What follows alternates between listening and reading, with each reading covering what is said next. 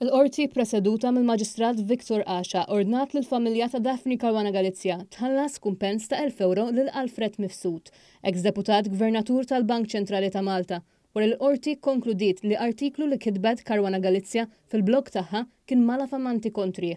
L-artiklu kien ippubblikat fil-blog ta' Caruana Galizia fl-10 ta' Ġunju tal-2016, ftit ġimgħat qabel ma Mifsud kellu jinħatar gvernatur tal-Bank Ċentrali.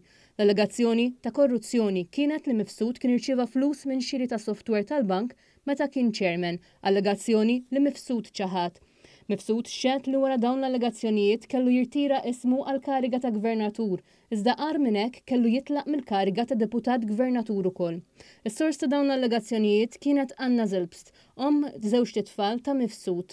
Meta kienet ċedet Caruana Galizia fuq il-każ kienet qalet li kienet fdata u ma kellix bżonn titloba provi. Alfred Mifsud xedt li l-pulizija batu għalih wara li ħareġ l-artiklu.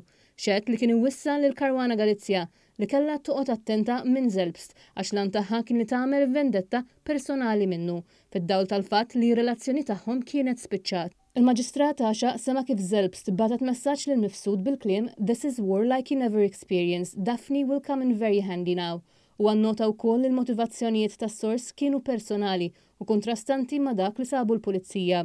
Il-Maġistrat Victor Asha ikkonkluda li d-difiża tal-fair comment ma tistax treġġi għax il-fatti li fuqhom saru l-kummenti kienu skorretti.